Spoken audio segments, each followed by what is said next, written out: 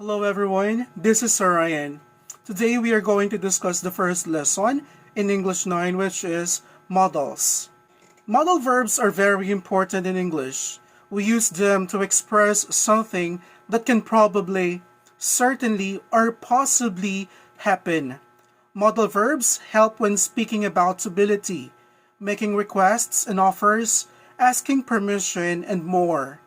Modal verbs give additional information about the function of the main verb that follows it. Imagine that you are in your new school. Identify the following signages by writing the correct answer in your notebook.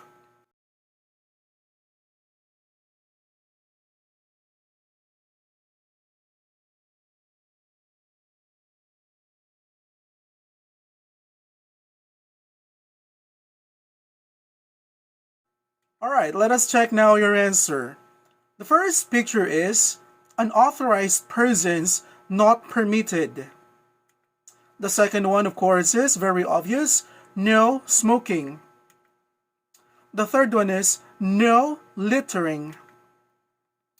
The fourth one is no food or drink allowed. And number 5, no entry.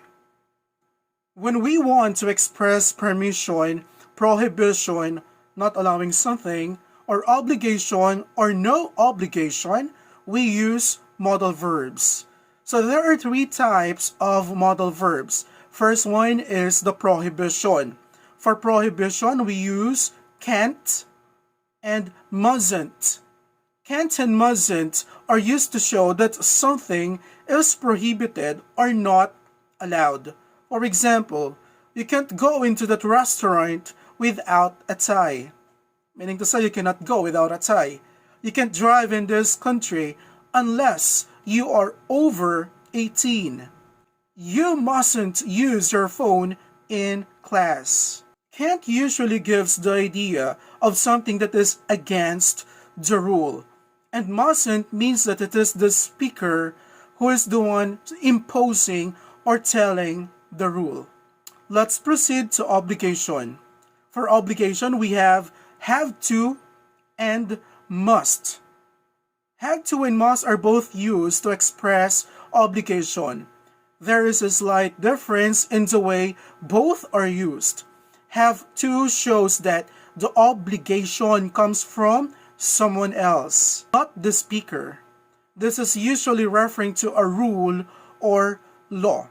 Like for example, we have to be in the airport at least 2 hours before the flight. I have to work on Saturday. Students have to wear their uniforms in school. In first statement, we have to be in the airport at least 2 hours before the flight. Who is imposing the rule?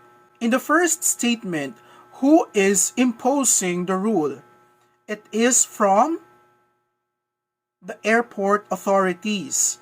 For the second statement, I have to work on Saturday.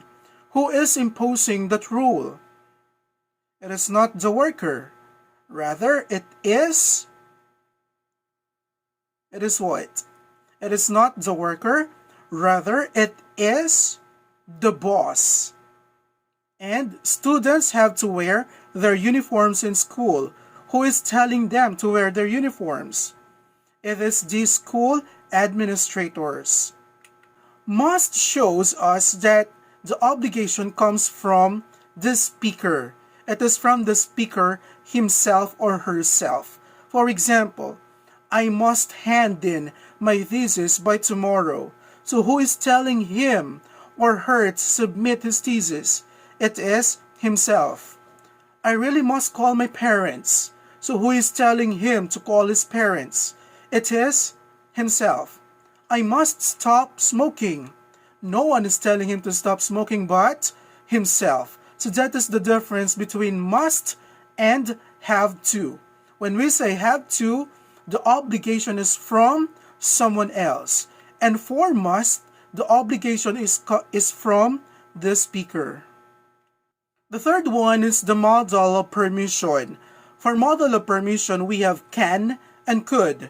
Can is most often used to ask for or give permission. It is also possible to use could, but it is not often used as can. Examples are, can I borrow your pen? Can I go to the restroom? And could I open the window? For your activity, complete the given paragraph about COVID-19 by supplying the right modal. Rewrite the paragraph on a separate sheet of paper.